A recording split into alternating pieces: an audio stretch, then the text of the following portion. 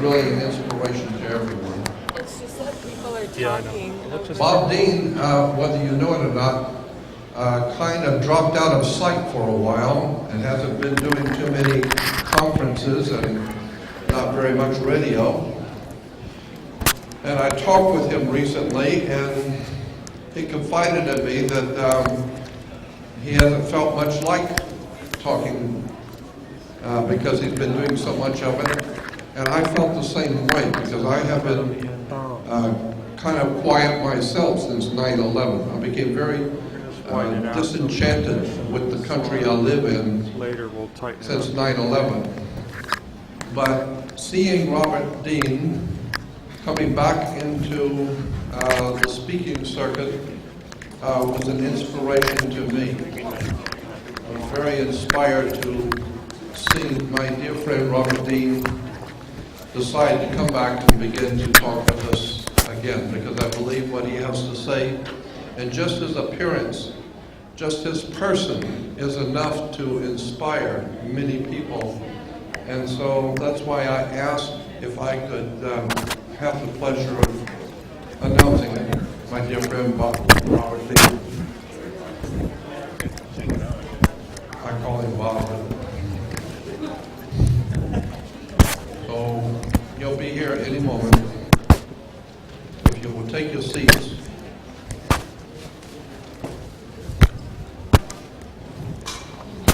Robert Dean and I go back a long time. Back in Mesa, Arizona, back in the very early 90s. I met Bob Dean for the first time at a conference, and he was speaking there, and afterwards he was so gracious to me. Here. I was just very... And we got the first of 3 mics. Let's do this one because it's easy. Yeah, that allows me to move a little I'm bit. very impressed with Bob Dean. He invited me to go out to dinner with him. For now, we're just going to put that in there to save the hassle of everything. I'm in the company of somebody I Another admired. market, I believe. Yeah. Yeah, well, He was very And then I'll go get the house. and befriended Here? him. He was very easy What to would be befriend. comfortable for you? How about the So, pocket down put here? it in that pocket. I've been Yeah. inspired by Bob Dean over the years, and we just talked recently. All right, and sir. as I There we said, go. There I'm we happy go. that he has Come on, decided get to it there. begin Just need speaking a mess. publicly again, Trying to make it look unmessy. Sorry. which has actually well, that'll do. Thank you. inspired me to do the same. Sure.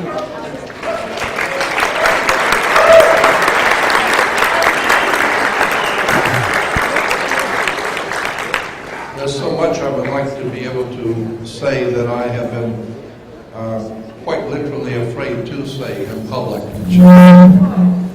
The Bush regime frightened me. It scared me. And if you know what was really going on with the Bush regime, it would scare you too. It was a frightening presence on the American soil of the Bush regime. The one we got now is not much better. Now, I had to rush up and get the transparencies. I had no idea you would come up with an overhead projector. Oh, didn't I tell you? Oh, yeah, you were something else. very good. You are something else. Years. He's been an inspiration to me. My apology. He is back now This is for on the the house speaking system. circuit. Speaking as Bob and I do, almost all speakers and the speakers You at don't these need a conferences podium, will do tell you? you that No, honey, I they're don't. not No, I very move easy around a little. Okay, that's She's got to flip your slides. Somebody's going to flip your There are many slides. downsides to doing this. Well, kind of yeah, thing. And it's very I can do it. debilitating sometimes. I'll put 'em up It costs there. a lot. I just It costs didn't. you in relationships because you're on the road a lot, and it's not easy speaking before audiences, believe me. But there are some upsides to being a speaker. There are some perks and nice things that you get from speaking, and one is that you meet some very interesting and fascinating people, and you become friends with some very lovely and decent people. And Bob Dean is one of the finest men I've ever met. I want to be able to introduce Bob is not only my dear friend, but one who has not only impressed me, but inspired me. As I said to you before, now I'm saying it for his benefit, for him to hear. Because he has come back into the speaking circuit and began to talk with us again, I think it would be a loss if he didn't. I have been inspired to come back into the speaking circuit and begin talking again.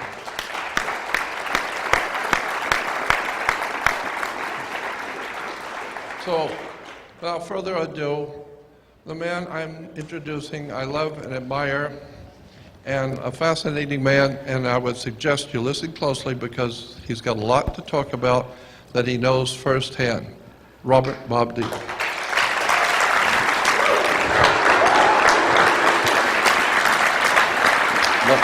The check is in the mail. As long as it doesn't bounce. It won't bounce. Thank you.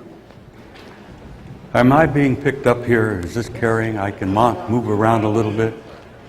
I was in the back of the room back there, and I didn't realize that this scoundrel here, Bill Ryan, was going to come up with an overhead projector. So I had to rush up to my room and grab my transparencies. So I've got a few pictures to show to you that I think you might find interesting.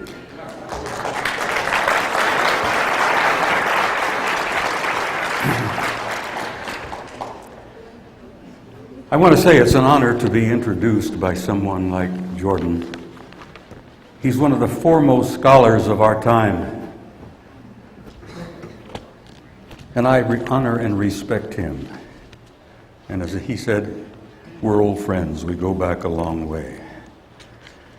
I also want to say a word or two about the young man who was up here on this podium before I showed up here. Rich Dolan is very special. He's probably one of the foremost historians of our time.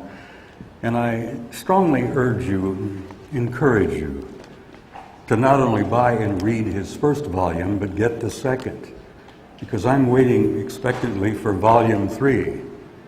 That young man has pulled the cover back from this cover-up and the scandal that we've been living through for the last 60, 70 years. And I take my hat off to him. I've known him for some time. And I'm so encouraged by young men like him that are picking up and going with this program. Because as I'm sure all of you know, I'm a member of the old guard, and we're diminishing daily, literally. Not a week or a month goes by that I don't hear that some of my old cronies are gone. They're not gone, they've just crossed back. They're home now.